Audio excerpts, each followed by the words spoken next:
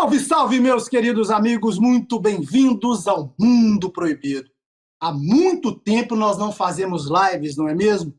Quem me acompanha lá no Instagram, eu já falei que eu ia fazer 2 lives, na verdade são 3, e hoje é a nossa primeira, e com muito orgulho de um cara que eu gosto muito, respeito demais, que é meu amigo Fábio Luciano, com um tema que tem tudo a ver aqui com o canal Mundo Proibido. Se você não é inscrito, se inscreva, compartilhe o vídeo com um coleguinha para fortalecer a nossa amizade, tudo aquilo que você já sabe que eu não gosto de fazer, mas é preciso fazer, porque se não pede, não tem like, não tem compartilhamento e não tem envolvimento. Fechado? Para quem não conhece o canal do Fábio Luciano, chama Incrível História. Ele me ajudou várias vezes aqui, como ele é profissional de artes e design, várias vezes aqui com as nossas capas, nossas thumbs, que não ficam aquelas thumbs, aquelas capas vergonhosas que eu produzo, ou o Kevin produz, porque o Kevin é editor de vídeo. Então o Fábio, vez ou outra, nos ajuda aqui. Mas acontece, pessoal, que ele é nada mais, nada menos que egiptólogo e apaixonado por história e mitologia. Os títulos não são importantes, só no cara ser apaixonado é o que vale mais. Dedica horas e horas de estudo. E assim como você, ele também faz os cruzamentos das informações. Só que ele também é arqueoastrônomo. Não sei nem como é que fala essa palavra, mas é isso.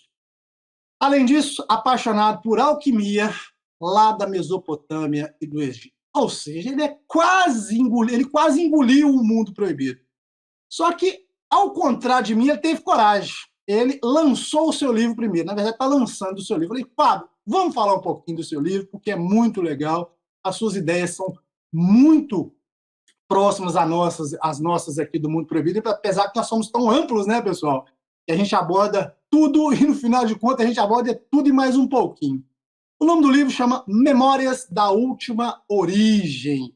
E o subtítulo eu vou ler agora. As intervenções, olha que legal, as intervenções extraterrestres no passado oculto da humanidade. Então, só por esse título, vocês hão de convir comigo, que é sensacional. Então, eu vou parar de encher linguiça, como você sabe que eu sou muito objetivo, e vou colocar o nosso amigo Fábio Luciano. Seja muito bem-vindo, meu irmão.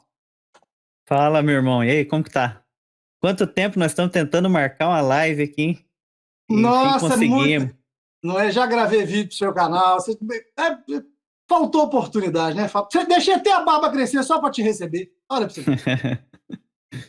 Joia demais. Obrigado por ter chamado para fazer essa entrevista. Eu fico muito feliz de estar aqui no canal Mundo Proibido, que, além de tudo, é um canal que me inspirou, claro, né, a construir a narrativa que hoje é a narrativa do Incrível História, não é? Porque os temas que a gente aborda são muito parecidos, né? E eu me inspirei muito no seu canal, com certeza, e fico muito feliz de estar aqui podendo fazer essa live junto com você. Obrigado, Fábio. Eu também, viu, que você me ajudou em vários aspectos. Do lado oculto da força, vamos falar assim. É, por trás dos Mas olha só, bastidores. meu irmão, eu até disse aí no início do vídeo que você conseguiu fazer o que eu não consigo fazer. Você conseguiu ter tempo, sentar, organizar. E eu li um pouco do seu livro e já fiquei assim, nossa, tá sensacional. Eu acho importante o Mundo Proibido saber o que é, porque muita coisa que eu li, mas muita coisa, olha que eu cheguei um pouco mais à metade. Pessoal, mas muita coisa que eu li são respostas ou indagações às perguntas que vocês que assistem o canal digitam nos comentários. É algo muito legal. Eu espero que o Fábio consiga concatenar todas as ideias do livro e passe um pouquinho para vocês que o bichinho vai querer despertar e você vai querer ler. Mas antes de tudo, Fábio, me fala assim rapidamente assim, quem você é, eu já sei, mas as pessoas não conhecem. Quem você é, onde você mora, que eu sei que é um lugar extremamente frio e tem bons vinhos, e você sabe que eu sou apaixonado por vinhos bons, não é verdade? E o que propõe o canal Incrível História? A bola está contigo, irmão. Eu moro aqui no Paraná atualmente e realmente hoje mesmo está fazendo muito frio aqui. E o canal Incrível História, ele nasceu porque eu comecei ele na realidade de uma forma diferente. Eu, como amo a história, né, que já vem de muito tempo, eu comecei ele com o intuito de abordar a história tradicional, né? Só que eu comecei a me aprofundar nos estudos e acabei saindo da história tradicional do Brasil, história dos países em si, e comecei a conhecer outros tipos de história, né? As histórias que na realidade nos fascinam mais ainda.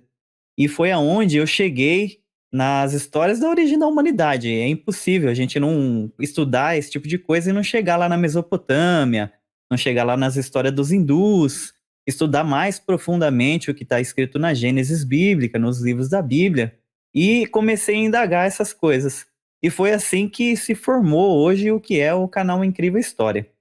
Mas isso vem de muito tempo atrás, né? E isso ele nasceu em mim por quê? Porque quando eu comecei o canal Incrível História, eu, como eu te disse, eu comecei estudando a história tradicional. E nisso eu fui avançando, avançando, avançando, até que eu consegui chegar em informações que eu nunca imaginava que eu ia chegar.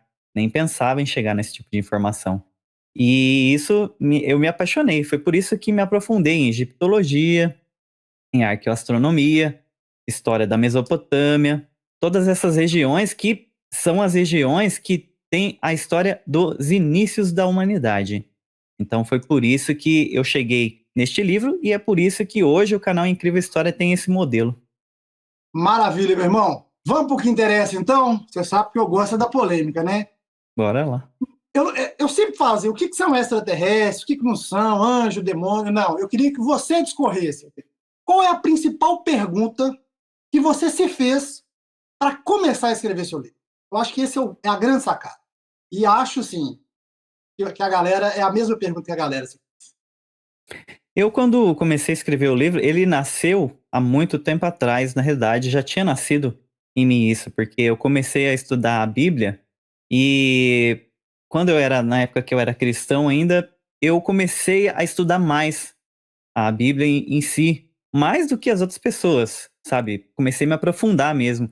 E eu comecei a colocar algumas indagações, porque eu vi algumas coisas que não se encaixavam. Eu falo, mas como que é? Isso aqui tá meio estranho, essa história, né? A história do Velho Testamento e a história do Novo Testamento, parece que tem alguma coisa que não se encaixa.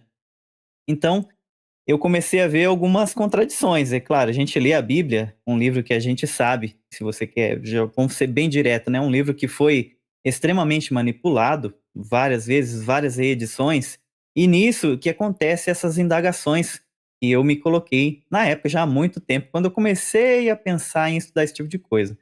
No entanto, eu comecei a pensar comigo, eu falei, mas como que é esse negócio? Como que eu vou conseguir achar o fio da ninhada? Como que eu vou descobrir aonde que tá essas lacunas que tem nessas histórias aqui que parecem estar incompletas?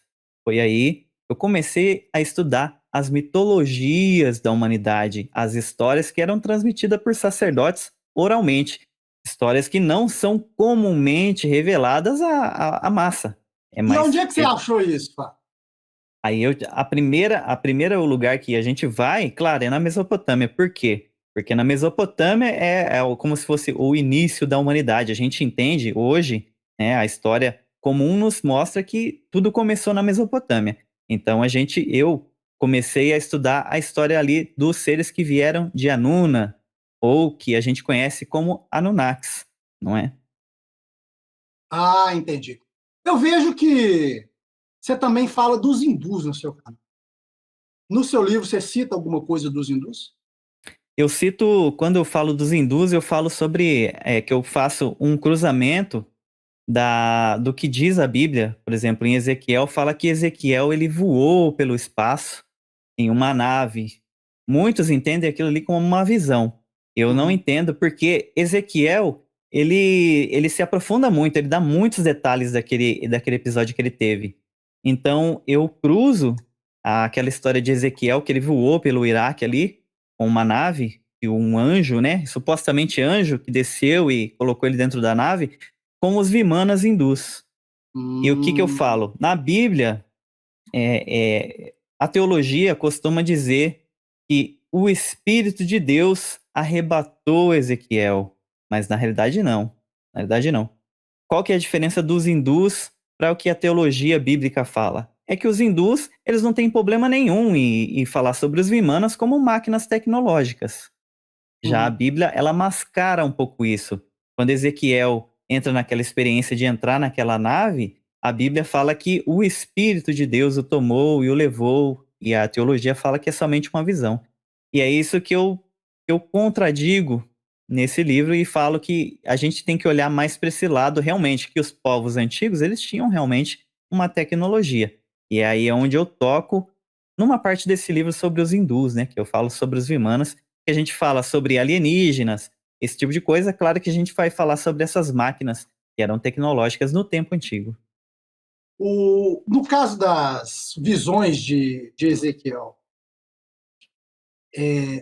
a Bíblia interpreta, você acha como algo que sabe, como ele saiu fora do corpo, ou você acha que o intérprete bíblico quis dizer que seja algo físico? Na realidade, a teologia que a gente tem hoje interpreta isso como se fosse algo espiritual. Uhum. No entanto, existem algumas coisas que têm que ser, mais bem explicadas. Tipo o Por quê? exemplo por exemplo, né, quase ninguém sabe, mas esse episódio de Ezequiel, ele é mais conhecido no Brasil aqui, como o episódio dos rodantes, né, aquelas esferas que apareceram a Ezequiel e levaram para ele em uma viagem. No Uhum. entanto, o que as pessoas não sabem é que a NASA, até a própria NASA, tem uma patente sobre essa história da Bíblia, entendeu? Uhum. Agora, como que você vai interpretar, como que a teologia interpreta uma história dessa forma espiritual, sendo que a NASA tem uma patente daquilo que está escrito lá na Bíblia, entendeu? Seria muito contraditório. Isso faz nos entender que, na realidade, aquilo ali é um evento mais físico do que espiritual. Está muito mais Uhum. relacionado à fisicalidade do que ao espiritual. Eu É... lembro, rapaz, no início, quando o meu canal era. Você está me lembrando disso? Só te interromper um pouquinho. Uhum, No início do Mundo Proibido, quando nós ainda éramos canal Casos Ufológicos, eu fiz alguma coisa de Rosa de Ezequiel. Nossa, quase um parto para achar as imagens bonitinhas das roldanas, aquelas rodas. sim. E se não me engano, o nome do moço era Joseph Blumrich. Blumerich. Joseph Blumrich. Blumerich. É. Isso. Não tem algo. Foi ele que fez isso? É um artefato, não é? Isso É, existe, não é? Isso é, existe. ele, ele criou essa patente. Essa patente ele criou baseado naquela visão de Ezequiel. Joseph Blumerich tem uma patente, está lá na NASA. Eu não Uhum. lembro o número da patente aqui agora, mas a patente tá e até hoje eles usam essa patente, está fixada lá na NASA e é relatado como um evento físico que Ezequiel entrou numa nave. Vamos falar bem simples aqui para o pessoal do Mundo Proibido, um jeito bem simples. A Uhum. nave pousou ali na região onde Ezequiel estava, ele entrou na nave e saiu numa viagem pelo espaço ali e levou ele, pousou lá no Iraque. Essa Uhum. nave levou ele até lá no Iraque. Então esse é um evento físico, né? E prova é um link que nos faz entender que na realidade os eventos que estão relatados ali são eventos que são mais próximos ao que a gente possa entender como seres extraterrestres. Entendendo extraterrestres como algo fora Terra. Aí, Isso. independente de ser espiritual, ser mental, é isso? Uns entendem como anjos. É que a palavra anjo é mal interpretada, na realidade. A palavra anjo literalmente quer dizer mensageiro. Não Uhum. quer dizer nada biológico. Anjo Uhum. não é a característica de um ser biológico. Você é humano. Isso é biológico. Anjo quer dizer mensageiro, quer dizer anjo quer dizer uma função. É o trabalho que aquele ser biológico desempenha. Então, aquele ser que desceu, o mensageiro que desceu, no texto original fala ruá, ele desceu em uma ruá e se apossou de Ezequiel, ele era um mensageiro. Aí existem várias interpretações. Várias interpretações. Alguns dizem que anjo é um ente espiritual e outros dizem que pode ser um alienígena. Aí cabe cada um dar a sua própria interpretação, mas tudo está fora da Terra, vem de fora da Terra. Se apossou, foi o melhor. Se, se apossou, será que é incorporação? Né? Na Dá para realidade, você navegar um pouco aí, né? quando a gente fala de apossar, por exemplo, se a gente vai lá no Gênesis 6, aqueles filhos de Deus, eles raptaram as mulheres. O que, que eles fizeram? Se apossaram. O que, que é raptar, se apossar? Hoje a gente fala sobre abdução. É a mesma coisa. Não muda nada. Só muda um pouco as palavras. Maravilha. E falando em mudar palavras, uma parte do livro que eu li, que isso aí me deixou muito instigado, né? Uhum. Vou falar assim, como se eu estivesse falando com uma pessoa que não estuda história antiga, uma- até coloquialmente. Yahvé é malvadão? Elohim é anjo? É capiroto? É Deus? O que é isso? São Essa várias é. interpretações, ou existe uma interpretação mais antiga que a gente pode discorrer sobre o tema? Ou depende da tradição? Como é que você entende isso? Se a gente for na narrativa bíblica de Gênesis, já logo no começo de Gênesis, a gente consegue interpretar, porque lá a palavra que é usada para Deus é a palavra mais antiga que foi alterada para Deus, porque essa palavra Deus, ela foi colocada muito depois na Bíblia, ela não existia. A palavra é Elohim. Elohim é uma palavra plural e denomina não um ser único, são vários seres. E a gente vê isso porque, quando a gente vai na narrativa do Gênesis, está escrito lá: façamos o homem conforme a nossa imagem, segundo a nossa semelhança. Só aí a gente já tem uma multiplicidade. E, um pouco depois, no capítulo 3, os Elohims eles estão discutindo entre si e falam: não é bom que o ser humano seja muito parecido conosco. Então a gente vê que são vários seres porque eles entram em conflito. Porque eles estão discutindo ali. Se a gente avançar um pouco mais na história, onde fala sobre esse termo Elohim, a gente pode ir no Salmo 82, onde existe a Assembleia dos Elohims. Alguns dizem a Assembleia dos Deuses, tem várias interpretações bíblicas, mas ali nesta Assembleia tem um Elohim chefe que está acima e outros que estão sentados nessa assembleia. Esse é o cenário de Salmo 82. E ele está ali julgando eles, porque eles estão cuidando mal daquilo que foi dado a eles. E é uma divisão de terras, no caso aqui a terra que a gente vive, que eles estão administrando mal. Então, aí a gente consegue ver que essa é a má interpretação. São vários deuses, entre aspas, né? Por que não são deuses? Porque quando a gente vai nas histórias da Mesopotâmia, os Anunnakis não são deuses. Eles não são denominados deuses. A gente que chama de deuses, na realidade, porque eles são seres mais avançados. A gente entende eles como deuses. Mas na realidade não são deuses. São seres que desceram do céu, que vieram para organizar a humanidade, para que a gente pudesse ter uma vida aqui. Quando a gente chega lá no livro de Gênesis, já logo no início, a gente entende que a terra ela era sem forma e vazia. E o Espírito de Deus, está escrito assim, o Espírito de Deus, que na verdade no original se chama Ruá, se movia sobre a face das águas. E o que que acontece? Esse nome também a gente tem que pontuar ele, porque o nome Ruá ele é mal interpretado, na minha opinião, e conforme tudo que eu estudei. Ruá, ele se caracteriza mais como um ofício, um trabalho. Assim como a gente falou sobre os anjos. Ruá significa um ofício, porque diz que o Espírito de Deus, ou seja, Ruá, pairava sobre a face das águas. E naquele momento, eles tiveram que reorganizar a terra para que ela pudesse se tornar habitável. Então, essa Ruá, ela é um ofício de terraformação e participou desse trabalho de terraformação. E isso a gente não vê só em Gênesis, mas a gente vê em Oséias, a gente vê também alguns relatos no Novo Testamento que a gente pode relacionar já à abdução alienígena também. Hum, E nisso aí, você perguntou se Jeová é bom ou mal. Isso aí, na realidade, é um tema bem polêmico. Para mim, é mal. Para outros, ele pode ser bom. Por quê? Porque isso está muito relacionado à religião. Porque, por hum, exemplo, os judeus acreditam em Yahvé, não é? Esse é o Deus dos judeus. Já para outras religiões, pode não ser. Para aquelas religiões, eles podem achar Jeová mal. Eu, pela minha experiência, como eu sou de raiz cristã, hoje eu não sou cristão mais. No entanto, tenho vários amigos cristãos, vários amigos judeus. Até hoje eu estava conversando com um amigo meu que é teólogo, e eu falei, ó, eu vou te passar esse livro aqui para você me refutar as minhas ideias. Daí para ele poder me dar um feedback daquilo que eu tô falando. E isso é importante. Por quê? Por que que eu tô falando isso? Porque para cada um pode interpretar de uma forma. Uhum, Como eu sou de raiz cristã, quando eu reestudei as escrituras, eu interpretei ele como um ser mau. Eu. uhum, Por quê? Porque ele foi um. O termo original em Êxodo está escrito que ele é um Ishi Milshamá.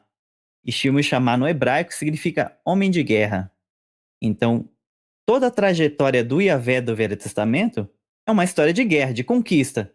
Ele chegou em Abraão através de Melquisedeque, e Melquisedeque falou para ele, falou, ó, você quer entrar aqui no nosso grupo? Você vai ser o nosso general, você que vai ser o cara que vai andar conosco aqui e vai andar na frente do povo para a gente conquistar essas outras terras aqui. Então, Ishimel chamar quer dizer senhor de guerra, aquele que conquistou várias terras, entendeu? Então é isso. E como que ele conquistou? Ele teve que massacrar outros povos. Por isso, pode falar. Por isso que eu não por isso, entendo ele como um deus, talvez. você entende ele como um? Elohim, um filho de Deus. Um dos Entendi. filhos de Deus. Um dos. Elohim, Baal, Shamash. É tudo os irmãos ali. Então deve ser por isso que muitos é, dizem que Yahvé é o Deus do sangue, né? É polêmico, é polêmico. Conforme a história antiga, que nós estamos falando, em uma determinada tradição, né? Sim, sim, eu creio assim, a gente tem que respeitar. Quando a gente tem um público muito amplo, eu tenho muito público lá que é cristão que tá no meu canal, eles falam assim, fala, poxa, ó, o que você tá falando aí confronta um pouco a minha religião, mas é interessante porque faz a gente pensar, acontece muito disso. Então, eu não gosto, assim, de criticar, por exemplo, falar assim, ah, ele é um deus do mal. Pode ser um deus do mal para minha concepção, para o meu pensamento moral. Para outros, pode não ser, mas para mim, é. E eu creio, que eu até ouso dizer que nós, no Brasil, como somos maior parte cristãos, talvez se nos aprofundássemos mais na história de Yahvé, começaríamos a entender ele como um cara meio malvado, porque realmente ele fez muita coisa complicada. É, muito complicado. Olha só, quais são os principais pontos assim que você acha que são mais polêmicos de tudo que você escreveu no livro? Mais polêmico? Mais polêmico seria contrastar, já que a gente está falando de Jeová, Sim. a gente fazer um contraste de Jeová com Jesus Cristo. Porque para mim, Jesus Cristo veio consertar o erro que eles fizeram no passado. Como assim? Porque assim, a história do Velho Testamento, ela tá rodeada nesse ramo de conquista, não é? A gente vê Sim. Abraão, Moisés, Josué. Todos eles foram generais que guiaram o povo em prol de conquistar terras, até chegar na terra prometida, que era aquilo que eles queriam. Era isso. Se você pode rastrear o Velho Testamento inteiro, o que eles queriam era a terra prometida, conquistar terras. Agora, quando você chega no Novo Testamento é estranho, porque tem um episódio de Jesus quando ele chega no deserto, existe uma força arcônica que a gente entende como o diabo, e na realidade, o que são os arcontes? São aqueles que tentam entrar na nossa mente e colocar pensamentos negativos, coisas contrárias que não fazem bem pra gente. Essa é a força arcônica que eu entendo que chegou a Jesus Cristo no deserto. E aí muita gente contrasta Jesus, fala, não, mas Jesus é filho de Yahvé. Ah, mas como que ele é filho de Yahvé se ele foi contra os propósitos que Yahvé tinha no passado? Porque quando a gente chega no Novo Testamento, a gente já vê que, vamos falar do contexto geográfico histórico ali da época. Aquele povo estava cansado, porque eles vinham de leis e leis que estavam massacrando eles. Estavam cansados. Eles tinham, o governo que estava na época massacrava eles com impostos e tantas outras coisas que deixou aquele povo lá desanimado. E eles estavam querendo o quê? Eles estavam precisando do Messias. Falam, o Messias não chega para salvar a gente, o que, que a gente faz? Né? A gente precisa que alguém sente no trono de Davi e resolva as coisas. Quem que instituiu o trono de Davi? Não foi o próprio Yahvé, lá no passado? Desde Abraão, Isaac, Jacó, Moisés, Josué, foi ele que instituiu esse trono. Aí quando a gente chega no evento do deserto, onde Jesus é levado ao deserto e é tentado pelo diabo, o que que o diabo faz? O diabo leva ele numa montanha bem alta e mostra a ele todos os reinos da terra e fala para ele: se você quiser, todos esses reinos aqui pode ser seu. Basta você se prostrar e me adorar.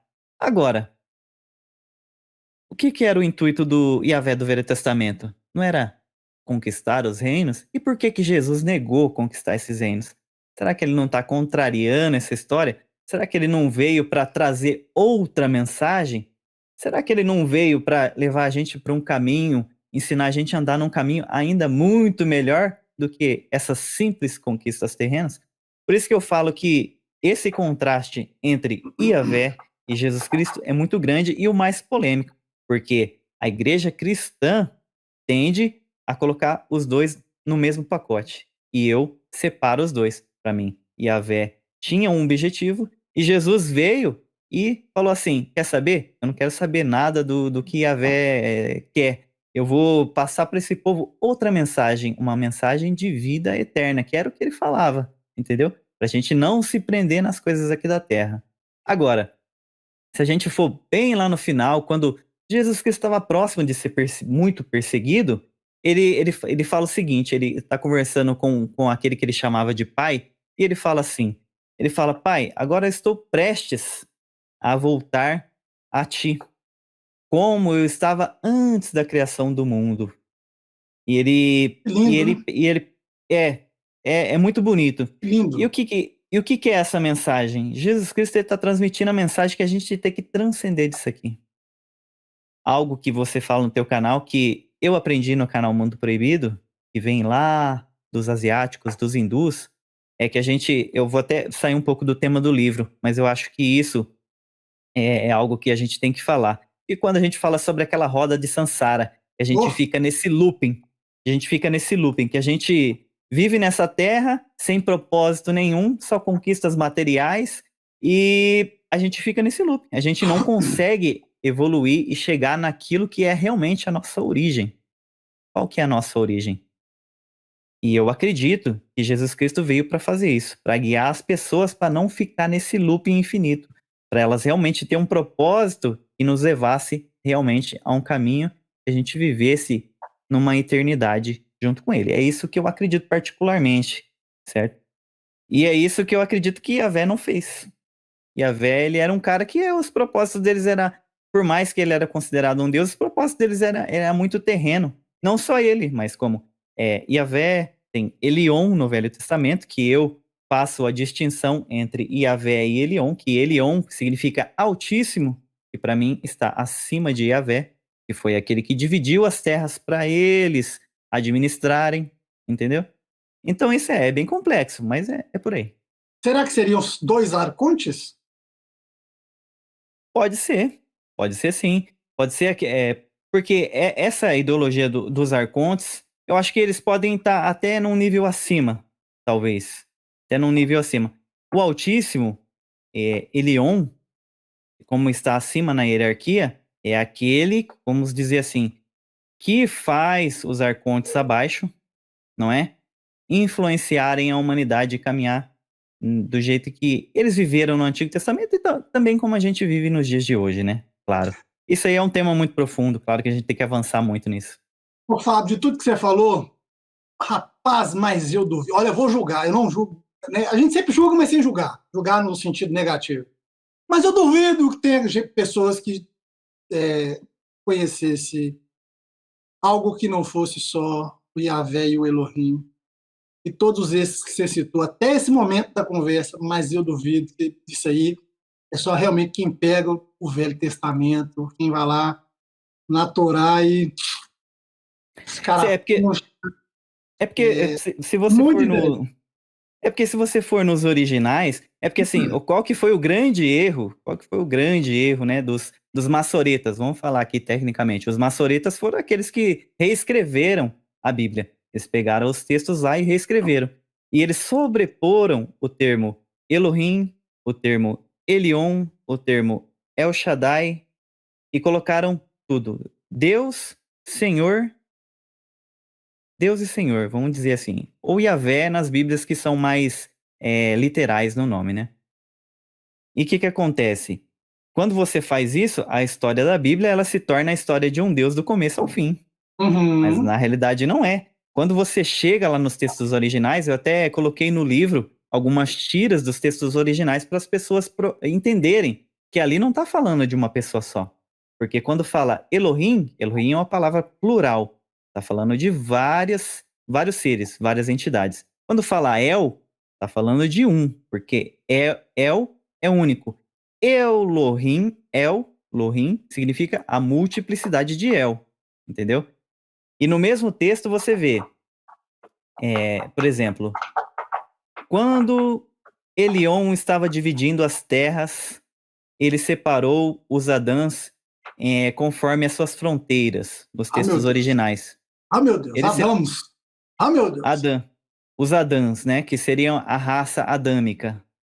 Ele separou os Adãs em fronteiras e deixou que os Elohims cuidassem cada um da sua parte, entendeu? Então a gente consegue ver que a gente não está falando de um ser só. Aí agora, quando a gente começa a ler a Bíblia desse jeito, não tem como a gente contrastar ela com o que está escrito lá nas antigas tábuas mesopotâmicas, porque é a mesma história. E é a mesma história quando a gente vai lá no Zep-Tep do Egito, e tem os Néterus, que são os antigos deuses do Egito, que eu amo de paixão, Uhum. que também fazem parte dessa história da criação. Deixa eu só te interromper um pouquinho. Pessoal do Mundo Proibido, essa live está sendo gravada, né? Com muita certeza, o Fábio e eu estaremos nos comentários comentando com vocês, mas não tem jeito de fazer pergunta, porque agora é à tarde, foi o horário que nós conseguimos, em razão dos nossos trabalhos, falar com vocês, mas era importante fazer isso, tanto para o Mundo Proibido quanto para mim, eu, pessoa Wagner, acho que esse livro é extremamente importante. Depois nós vamos deixar todos os links do Fábio, do livro, tudo aqui na descrição do canal e no post fixado. Olha só, quando você fala em Zep-Tep, foi um dos vídeos que mais geraram visualizações aqui, porque é um vídeo tão lindo que eu fiz aqui a duas mãos, na verdade. Uma pesquisa fantástica. Mas não sei se todo mundo vai lembrar o que é o Zep-Tep. Se você puder discorrer um pouquinho, que nós já falamos tanta coisa e não chegou a 32 minutos até. Nós vamos conversar aqui o dia inteiro, porque tem muita coisa. Tudo que você fala é o Mundo Proibido. A gente só vai cruzando as informações, né, Fábio? Até porque a gente conversa muito durante o dia, embora os nossos trabalhos não permitam tanto, né? Sim. Fala um pouquinho do Zep-Tep, por que isso é apaixonante, o que é, a relação com o Egito, né? Tem a parte do sol, tem a parte técnica, gente, tem muito. Quem não viu o vídeo, assista o vídeo aqui, mas depois que vocês ouviram o Fábio falar, eu acho que vocês vão realmente querer ver o vídeo, que é extremamente interessante e explica muita coisa que o mainstream omite. Essa é a verdade, né, Fábio? Omite. Mas sim, omite, porque tem vergonha. Porque não está na cara. Você não tem jeito de você levar 50 caras lá e pesquisar o passado com aqueles 50 caras. Aí vai um lá e fala que aquilo é verdade absoluta. Não é, não é. Por favor, grande Fábio, faça a gentileza pra gente. É uma parede no Egito onde está escrito ali a história. Diz que os Néterus, na realidade, eles vieram da pátria dos primevos, quando aconteceu uma catástrofe que inundou a terra. E eles tiveram, devido à deterioração da sua pátria dos primeiros, eles tiveram que sair de lá e se colocar em outro lugar. Esse outro lugar é ali o Egito, perto da região de Heliópolis, ali no Planalto de Gizé. Eles se colocaram ali. E o que é Zep-Tep? Zep-Tep significa como se fosse a primeira vez de Osíris, onde as coisas recomeçam. E isso é muito interessante. Por quê? Porque isso é muito parecido mesmo com as narrativas de Gênesis, com as narrativas do Popol Vuh maia, que fala sobre histórias muito parecidas. Então o que acontece? Acontece o Zep-Tep ali e ali se reinicia toda a história da humanidade. Diz que a humanidade renasceu, floresceu dali, entendeu? Então, isso é muito interessante. E diz que foi ali no Zep-Tep que o experimento biogenético da humanidade começou a florescer novamente. Por quê? Porque foi através dessa catástrofe que os povos antigos desapareceram. E foi através do Zep-Tep do primeiro templo de Osíris, e tudo isso floresceu novamente. Isso é lindo, né? Durante a lendária primeira vez, ou Zep-Tep, quando os deuses ou alienígenas governaram a Terra, as águas do abismo recuaram, e a escuridão primordial foi banida, e o experimento biogenético humano emergiu da luz. Os Urshu, uma categoria de divindades menores cujo título significa os vigilantes. Interessante que esse os vigilantes faz um link com os vigilantes do livro de Enoque, preservaram lembranças vividas dos propósitos dos próprios deuses, seres poderosos e belos chamados Neteru, que viveram na Terra com os humanos no início segundo as narrativas egípcias. Então, é muito interessante que isso é, além de ser lindo, além de ser uma história linda, tá tudo linkado com a história perdida, que para nós, que somos aqui ocidentais, né, que estamos acostumados mais com a Bíblia, mas que contam as mesmas histórias com detalhes ainda mais emocionantes, com detalhes ainda mais lindos. Porque, infelizmente, né, eu não quero criticar aqui os meus amigos cristãos nem os meus amigos judeus, mas houve sim uma reedição que reescreveu essas histórias. E para a gente recuperar essas histórias, nós temos que ir, por exemplo, lá no mito de Osana-Buá. Osana-Buá é um mito que está ligado mais à África Austral, onde um ser que ele é denominado como Todo-Poderoso, Osana-Buá significa Todo-Poderoso, e ele desceu dos céus junto com seus filhos, e ele pairou em cima das águas, mesma coisa que fala no Gênesis, e desempenhou o papel para os seus filhos recuperar a humanidade para que ela ficasse habitável para os humanos que posteriormente ficariam na Terra. Então, Beleza, são mas olha várias só, histórias. de quando é isso aí?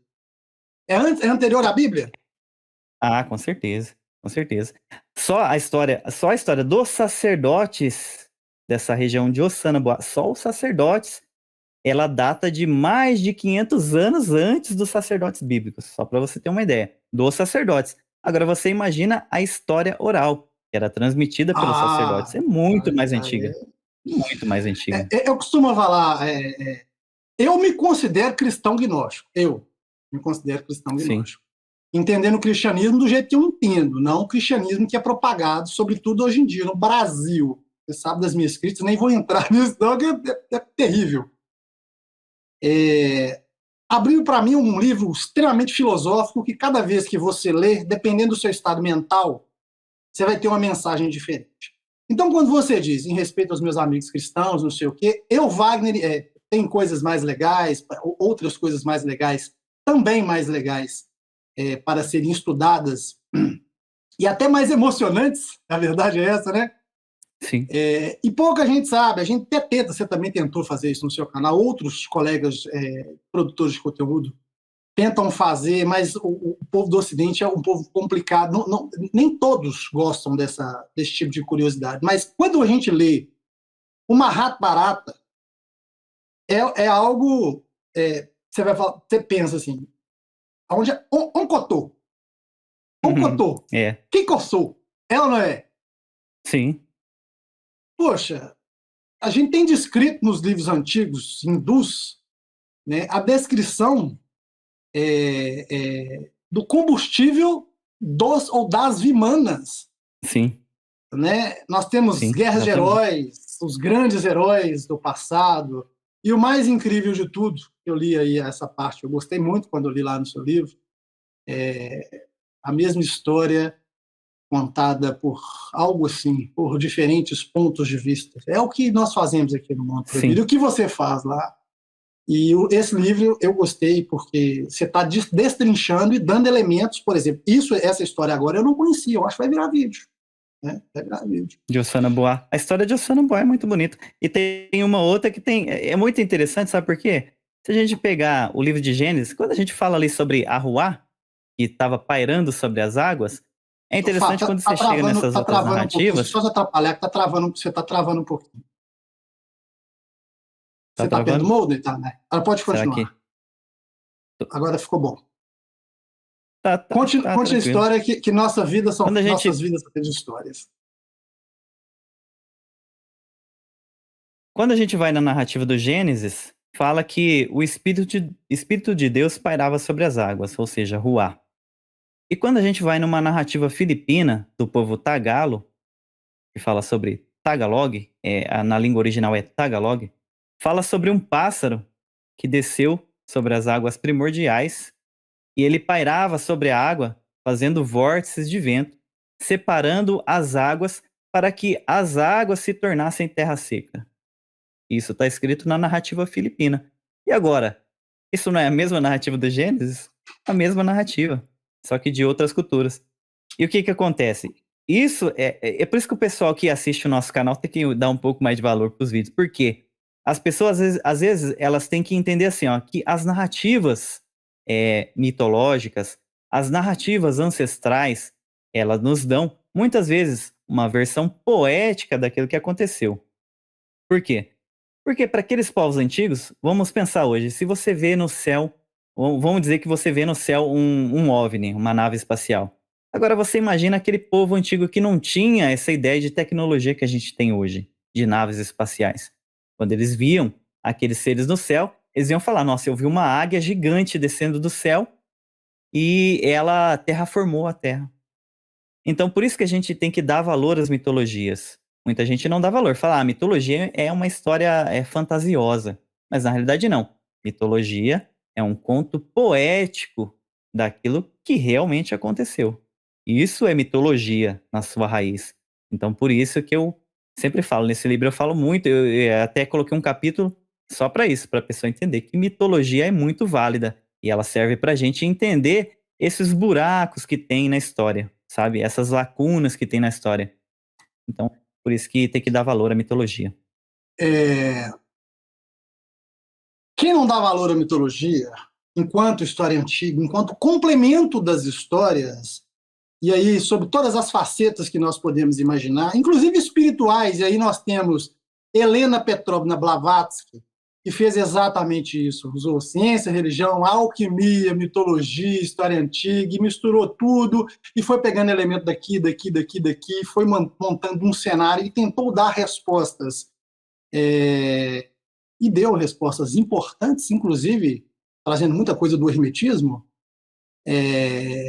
Desprezar um desses elementos é dar um tiro no pé. Realmente você não quer estudar a história secreta da humanidade. Vamos chamar de secreta, que não tem mais de secreta. Hoje em dia não tem mais de secreta, mais tão secreta, né, Fábio? Nosso trabalho, inclusive, faz isso, né? Desvendar essas origens. E a gente faz exatamente assim, ó. Esse é o meu ponto de vista, mas você tem o seu. E nós dois estamos certos ou nós dois estamos errados. Você só precisa pensar nisso. E foi legal você tocar no assunto da Helena, né? Porque Helena, ela que propôs aquela teoria das raças raízes, né? Que a gente vem de várias raças evoluindo. E um tema do livro, eu não toco no tema de Helena Blavatsky, mas foi um gancho que eu acho interessante, porque no senso comum ocidental, a gente crê, né, o cristianismo, o judaísmo e tantas outras religiões acreditam que o homem foi feito do zero. No entanto, a gente vê nas narrativas antigas que nós temos um ancestral comum. Foi através de um ancestral comum que surgiu a humanidade do jeito que ela está hoje. Ou seja, foi uma experiência genética de um ser primata que já estava aqui na Terra e, através dele, com o DNA de um ser, entre aspas, um deus, né? Vamos colocar aqui Ninhursag, né? Que seria uma deusa da Mesopotâmia, através de um DNA de um deus que se juntou com esse ancestral comum e surgiu outras raças, não só o Homo sapiens. Por que que eu falo outras raças? Porque a gente sabe que tem o Homo sapiens sapiens, tem o Homo floresiensis, O mais sensacional de todos. que é um tipo de anão, tem o Homo denisova, que foi descoberto muito recentemente, e várias outras, né? Nós temos o Homo erectus, né? E a gente consegue, analisando isso, o que a gente vê? A gente vê que eles tentaram, fizeram várias experiências, falou, ó, esse Homo floresiensis aqui não deu certo, nós vamos ter que dar uma aperfeiçoada a mais até a gente chegar numa obra-prima, entendeu? Por isso que a gente vê tantos homos por aí, entendeu? Você tá me falando isso aí, eu lembrei. É muito proibido. Quem nos acompanha sabe que eu gosto dele, né?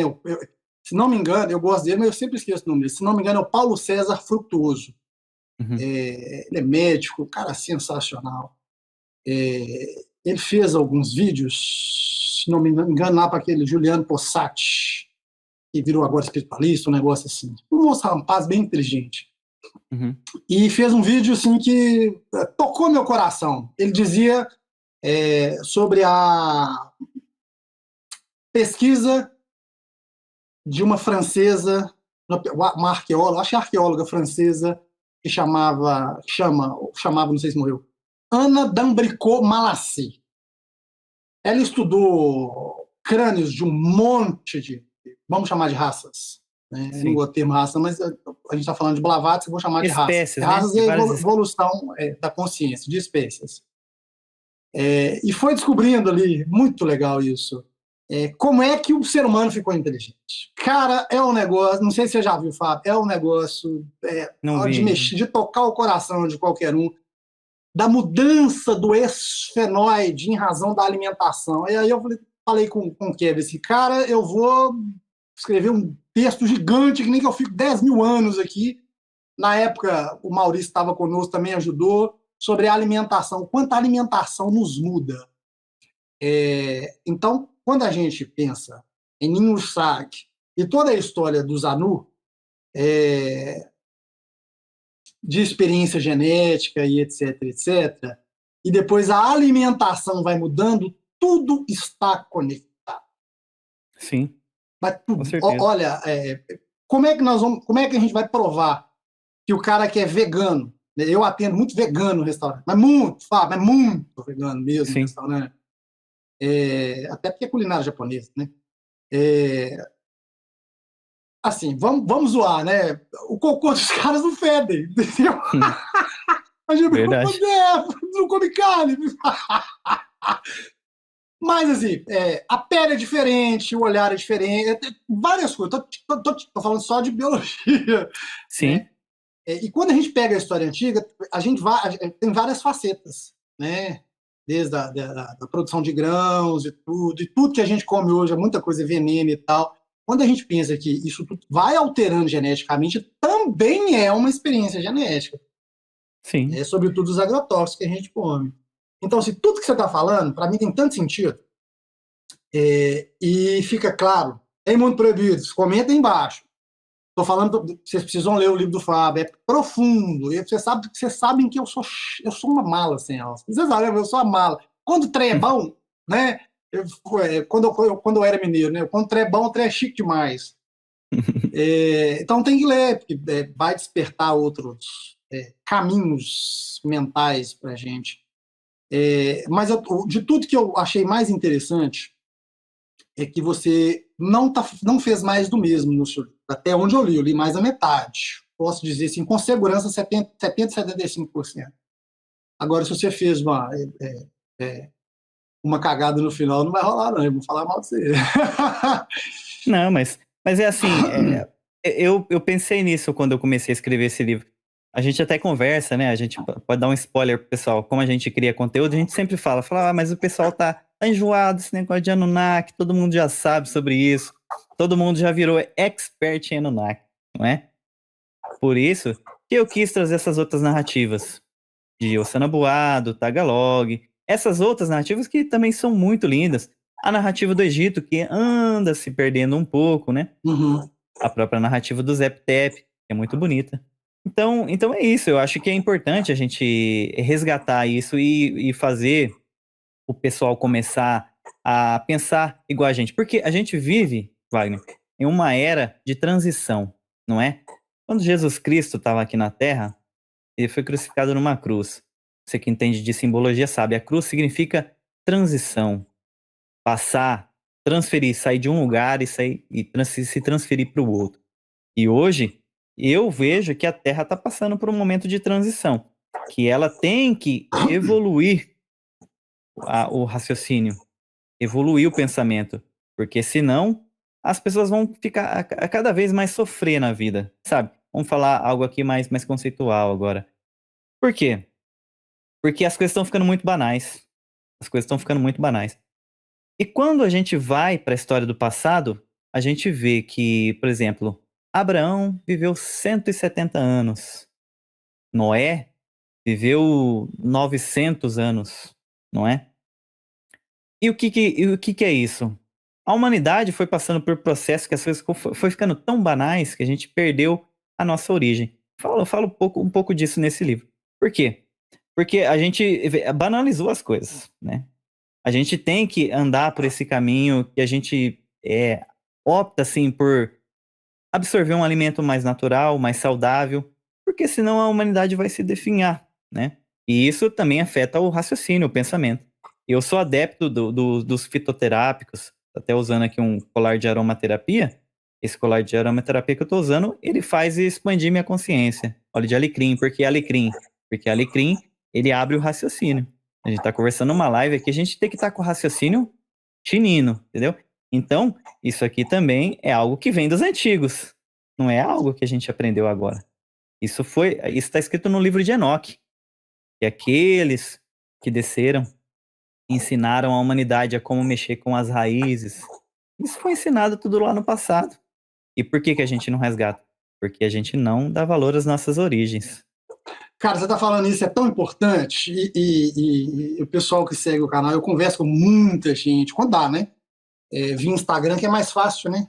Embora sejam públicos completamente, são públicos até bem diferentes, Instagram, a gente conversa exatamente isso. Né? Ele falou, Wagner, você fez o Elo Perdido, você fez tal vídeo, eu vou lembrando, né? Tanto vídeo que a gente nem lembra, né, Fábio?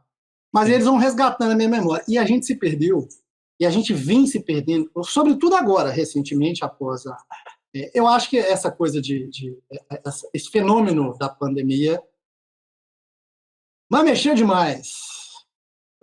Em cada estado, em cada município, teve a sua realidade, pode ter mexido com alguém, ou mais ou menos, em boa medida, em cada um em sua medida. Sim. Tanto Nessa psicológico época, como físico, né? como físico, nessa época foi uma barra completa, muito completa. E aí que tá. É complicado, não poder sair de casa, não ter contato olha, muita gente, assim, os meus amigos psicólogos, psiquiatras são muitos, tem até hoje um monte de paciente. Sim. Então, quando você fala assim, Wagner, a gente está passando por um processo de transição, aí eu vou lembrar do meu amigo Jefferson Poli, nosso roteirista oficial do canal, aí. Eu chamo ele de Padre Delbioso, ou um bom, igual você, bom de coração.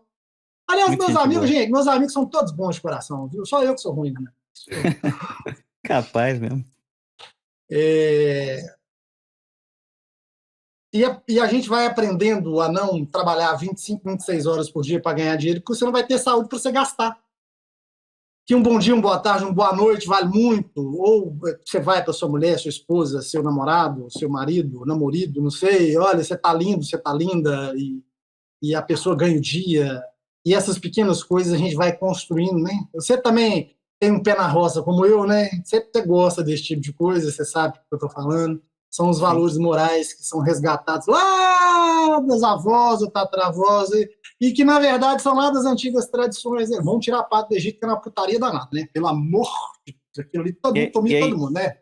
E é interessante isso aí que você está falando, porque isso despertou em mim, essa questão de pesquisar as origens, despertou em mim, sabe por quê? Vou te falar um exemplo bem, bem prático. Meu pai, que faleceu até recentemente, você sabe, meu pai, ele era industriário, trabalhou na indústria. Digno, super digno, um trabalhador, todo dia saía de casa cedinho. E essa é a experiência que eu tive em casa. Meu pai, muito trabalhador, um homem que corajoso, né, sustentou a família. Só que uma certa vez eu perguntei pro meu pai se eu achei uma foto do meu avô e com a cara do meu pai. Falei, pai, quem que é esse homem aqui? Aí ele olhou assustado, assim, fazia muito. Eu achei na casa da minha tia. Fui na casa da minha tia, ele olhou assustado assim e falou: Vixe, fazia uns 40 anos que eu não via meu pai.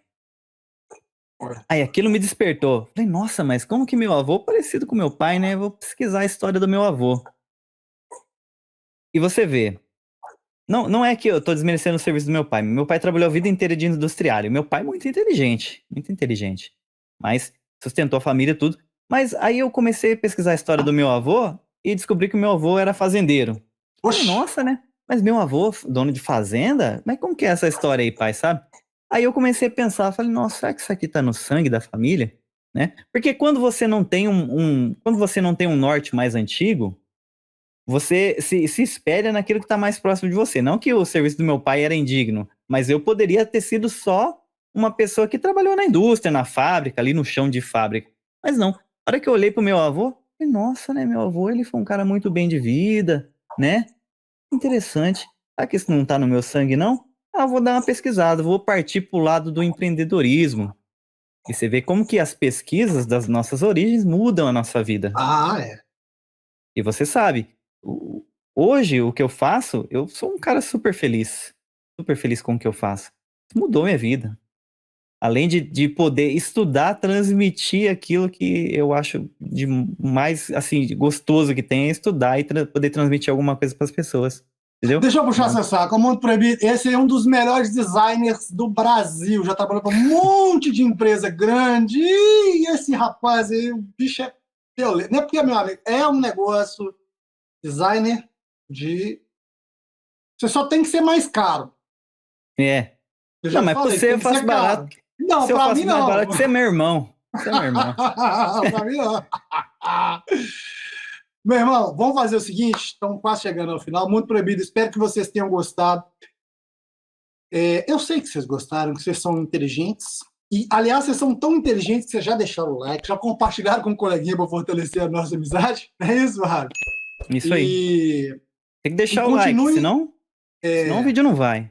Senão, na verdade, não é nem isso, né? Senão não chega outro vídeo para ele.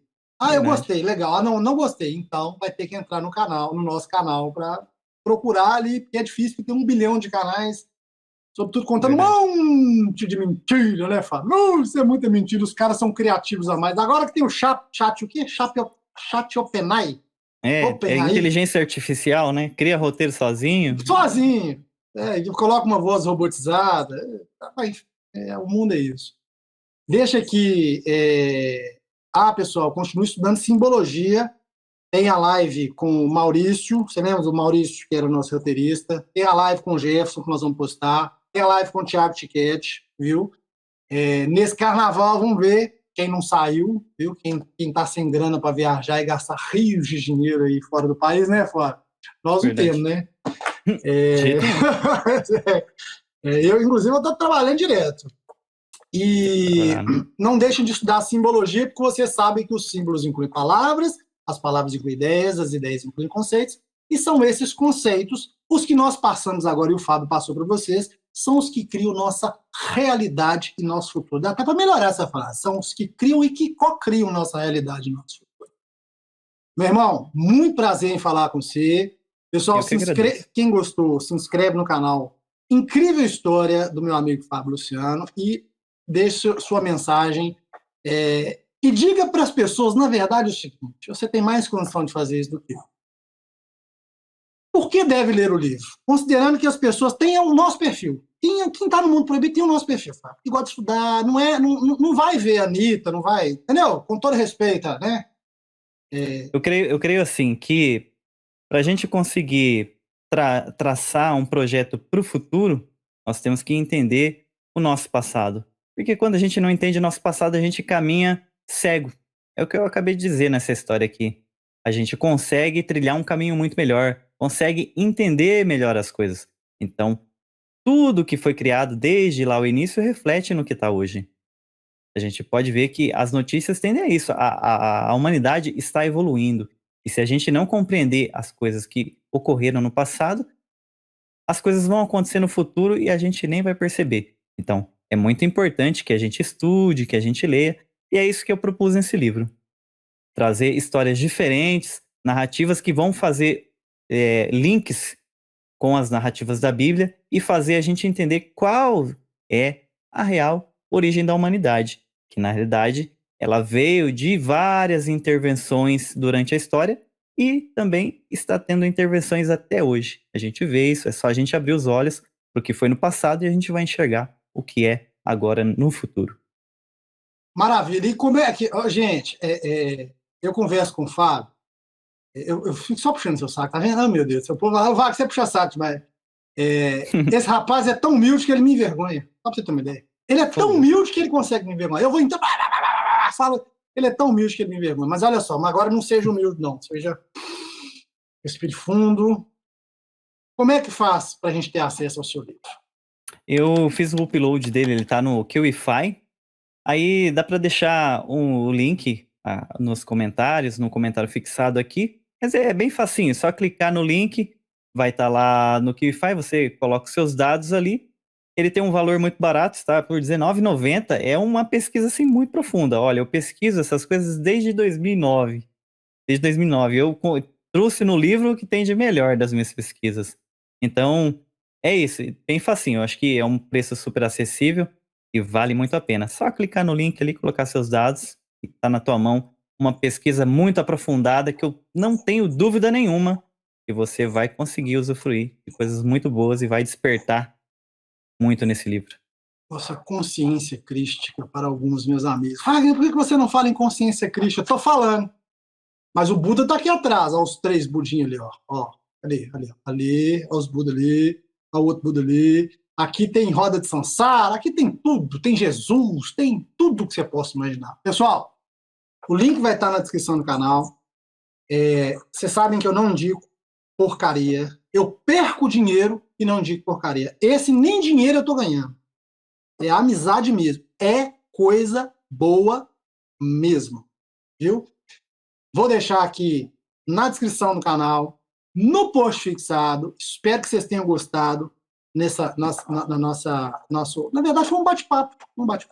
Né? Sim. E vou deixar também o link para vocês se inscreverem no canal Incrível História. Vocês não se assustam, não. Eu, se não me engano, eu fiz 1 ou 2 vídeos para ele lá. Vocês vão achar, que voz é essa aqui? Ah, meu Deus do céu. Essa voz rouca e feia minha aqui. Meu irmão, gratidão. Tamo junto sempre. Obrigado. Muito obrigado.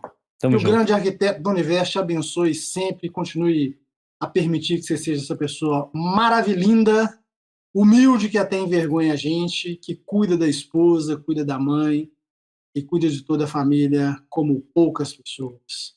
Mundo Proibido. Muito obrigado. Beijão no coração de vocês. Tamo junto. Sempre. Forte abraço. Compartilha esse vídeo com o coleguinha para fortalecer a nossa vida.